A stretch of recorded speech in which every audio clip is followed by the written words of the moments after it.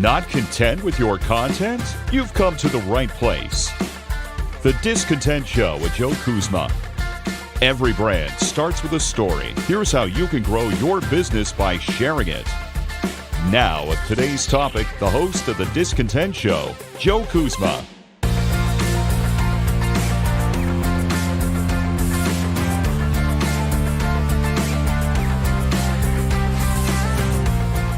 Hello, everyone, and welcome to The Discontent Show. My name is Joe Kuzma, and I am here today once again to give you some tips, some best practices, and some ideas on how you could further improve your content marketing.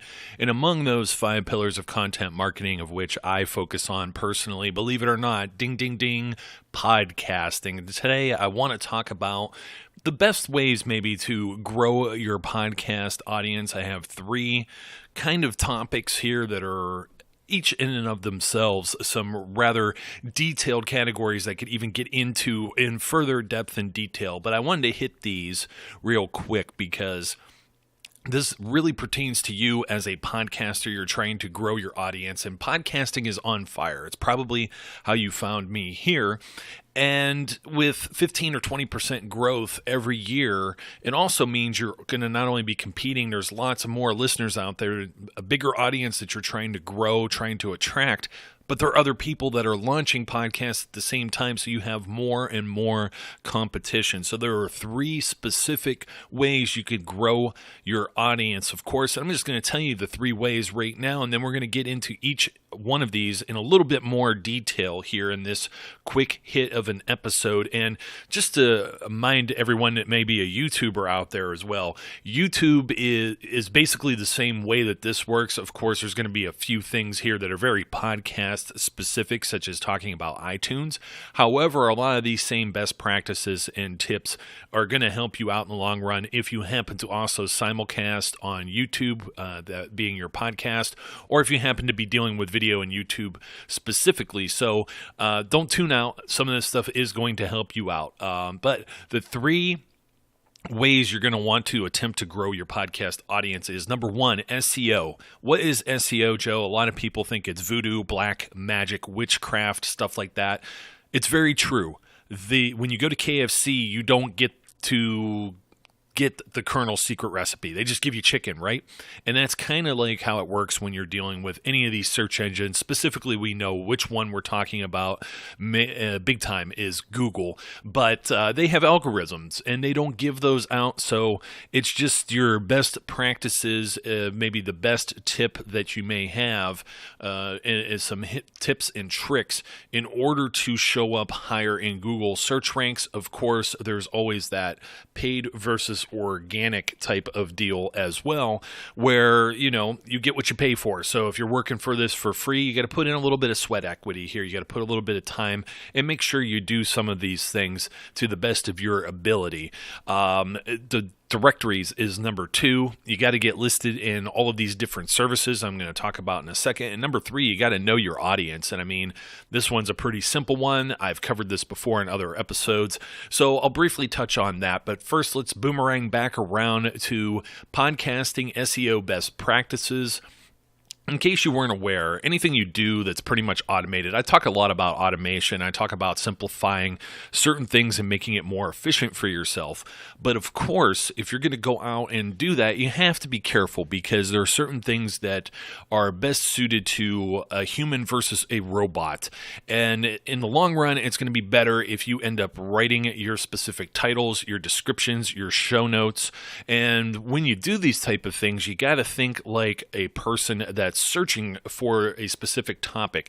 So for example, this episode, for example, 3 ways to grow your podcast audience. It answers a very specific question. So you want to try and answer a question that somebody might be looking for. A previous episode talked about how you can use if this then that, which is a web service, to automate your social media posting. It's something that people are maybe searching for. You're answering a very specific question. If you happen to get into a very fine detail, into a niche or a niche, depending on how you want to say that word, you can actually end up going viral. It could launchpad your whole entire platform into new levels. So some of the best practices, of course, is, if you're doing this kind of robotically and you put a very lazy show title out there, people are just going to tune you out. So you got to be kind of specific. I worry about this myself, even with the name Discontent, but I wanted something a little catchy that people could easily search for. And it also was a play on words. But that's the title of the overall show. There's still, within my title is content marketing tips and tricks. So I'm trying to actually attract people who are into marketing, into like digital content, social media marketing with any of the titles of my shows. And I'm also trying to solve very specific problems for each and every one of you in doing that. So it's not really this, earth-shattering idea, but it's sometimes not as obvious to those of us who haven't really given it some thought. So remember that. And I just mentioned like some of the keywords here, but you want to put some of these keywords in your title and your description and your notes, and you want to put them kind of in the beginning too, because a lot of this stuff is going to get truncated or chopped off. If you happen to look at it, let's say you're on iTunes and you're on a computer, you're going to see more of the title than if you're on the Apple Podcasts app on your iPhone, which isn't the same as iTunes. It's an individual deal split off from the iTunes app that you would have on your computer. I digress, though. If you don't get to the point, which was one of my previous topics as well, people may not see that keyword right away. So make sure that you're using the right tools too. When you upload maybe an MP3 file, you want to have a cover file. There's a specific spec that is recommended by most of these services. You don't want to go over, I think 200 kilobytes is maybe the file limit within the embedded. It's just like a cover image. So if you've bought an MP3 before from anywhere and you see the art that's embedded with that file, you're doing the same thing here. And I have some tips and tricks on how you could create that if you don't happen to have that. But you want that cover art, and you also want your author name and at least your title embedded within your MP3. So when you actually create this file, make sure you're using some type of software that allows you to put those tags in, or there's also software that's out there that allows you to edit these tags as well. I think one is a freeware program called MP3 Tag, if you want to go search for that. Putting that in there before you upload too, that's going to help you in the long run with your SEO. And of course, when you put this type of stuff on social media as well, you're just helping it get this spread out a little bit more. So even though it's a little bit of social media marketing there, just remember all of these circles overlap, and then the circle you draw around all of these circles is your overall reach. So make sure you're sharing some of these episodes as well, like on a Facebook or Twitter platform if you have it. It's going to help your SEO. When those keywords are out there on those services, it also helps Google see you as a more reputable source for those topics and or keywords. And even SEO is a little more than just keywords. I mean, we just talked about cover art, for example. I mean, your podcast artwork, maybe you want to have something that's very specific to your title, just as mine has. You have, or your overall topics that you're talking about. I'm showing, Facebook icons and things of that nature. Also talking, and it shows right beneath the Discontent logo, which is professionally designed. It tells you what the show is about. If you happen to be, someone that's very comfortable being on camera, a lot of people like to put their own picture out there too, but it has to be a good picture. This isn't something that you shoot against a wall with your iPhone or your Android phone, and there's bad lighting and stuff like that. You're not clean shaven, or your hair, hasn't been washed for 3 days. Stay away from that type of stuff. If you think that's going to be a problem, or you can't get a professional photo, stay away from it. It's actually going to be the inverse of that. And of course, all the crawlers and bots aren't going to see that, but this is something where someone's, they've searched for your topic and they're looking through a directory and or search results, and this artwork's going to show up. And I liken this to just about anything you could get, like food, or if you're looking at craft beer or wine or something of that nature.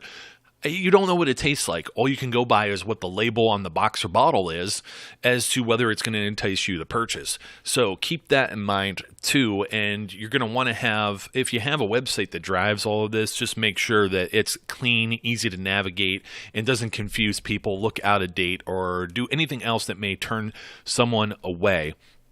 So that's some of the easy podcast SEO that I can recommend for you. When you want to get to the next step of this SEO type of practice, that's where we get into the directories. So they kind of work hand in hand, but obviously there's Apple Podcasts / iTunes. You need to make sure you're listed there. That is the granddaddy of them all. Google continues to refine and change their actual podcasting platform, but it's Google. You got to be there too, obviously. You got to play in their sandbox, even if their sandbox is, a little weak. But, being there, it doesn't hurt. It's not going to be any additional, it shouldn't be hardly any additional work for you to be listed there as well. Then there's actually, when you go into this, TuneIn Radio. If you're not familiar with TuneIn Radio is going to get you on all of these fancy stuff that's out there that you could talk to. It gets you on the Echo Dots with Alexa.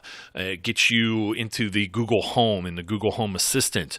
Microsoft has Cortana, which is their voice assistant on Windows 10. And just getting into all of these type of voice assistants, you can tell Alexa to play your podcast or search for this specific topic, and you're going to get listed within there. Believe it or not, there's a lot of people using this. I've used it myself. So make sure TuneIn Radio doesn't cost you really anything extra in order to get into this. It's just a little bit of sweat equity, as I say. And then once you're there, it should come off your main podcast feed that you're already using for Apple iTunes and, on Google Podcasts as well. Stitcher, one of the originals that's still out there.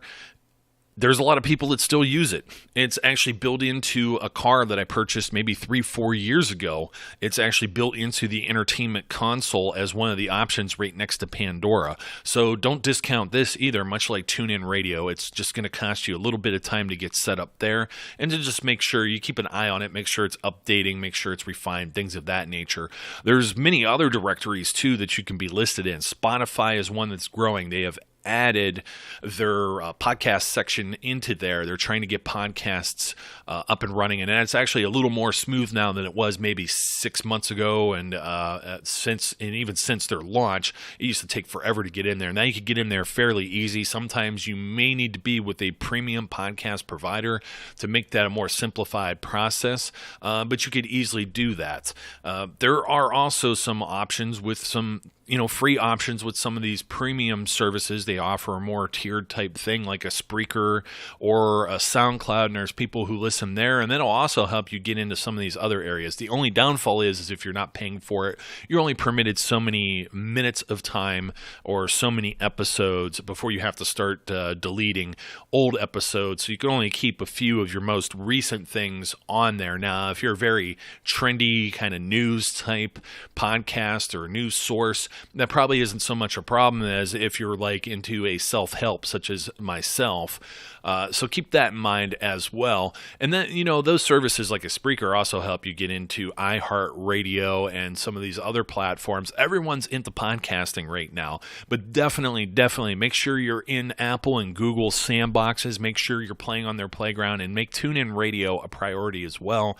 And I got to once again add for my YouTubers that are out there, if you want to put an audio-only version of your podcast out on YouTube, I think about 30% or better of anyone that I've worked with that does podcasts, their listenership, their listens, their unique listens, their overall, sometimes even better.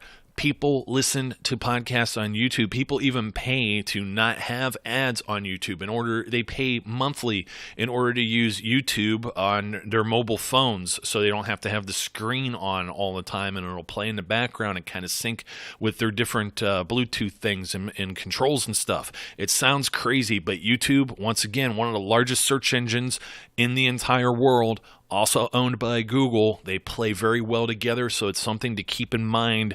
A little bit of extra time every time that you do a new episode. It's not going to just leech it from, let's say, one of these RSS feeds that you already have set up. Some of these other services like TuneIn Radio or Stitcher, Spotify, some of them are set it and forget it. But, something like YouTube, you may have to put a little bit extra time into that. And of course, if you're paying for a service like a Spreaker as well, they have a way to share not only the iHeartRadio and I believe also Spotify, but they also share to SoundCloud, and you could share to YouTube off of that as well. No endorsement here. I'm not getting paid by Spreaker whatsoever. It's just one that I have used in the past to help facilitate getting other people into very many areas, so all your eggs aren't in just one basket. So the directories, once again, top 5: Apple Podcasts, Google Podcasts, TuneIn Radio, Stitcher, and then Spotify, which is growing as we speak. Finally, the third way you want to grow your podcast audience is to know your audience. You got to know who you're speaking to. And I've talked about this in general with marketing before. You're not going to, if you hear my younger daughter ever appear on this show, it's for a little brief cutesy thing.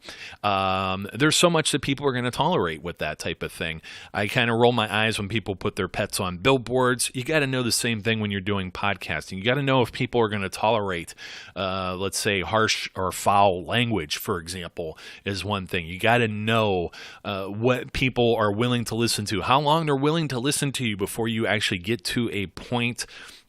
Are you more entertainment? Are you formal? Are you informal? So you kind of mold this yourself by your own personality, your own character, and your own topics. But you also have to know that audience as well, because if they're not willing to accept something that's more informal, I get informal, I get a little fun on here, but I also know that a lot of people are all about business, and that's what you want to hear me do. So I'm not going to joke around or talk about whatever movie is coming out this week when this is totally geared towards content marketing, and specifically this episode geared toward podcasting. So when you know your audience and you know exactly, and you know where your audience is coming from, those directories, those other services and things that I talked about, the SEO, you get to continually improve your approach, your strategy. You'll also know what days, what times. Now, once again, you could train them to know, hey, I usually drop an episode every Wednesday. Sometimes it's early, sometimes it's late, but everyone knows who listens to the Discontent Show here that Joe is going to drop a new episode once a week in the middle of the week. And it may be in the morning or the afternoon. You have to know if people, do they listen to this maybe while they're working, or are they people who work, overseas, for example. So you just know when to drop it. And sometimes that's not going to matter because a lot of people are going to do this as on demand. They're going to subscribe to you. They're going to see you have a new show.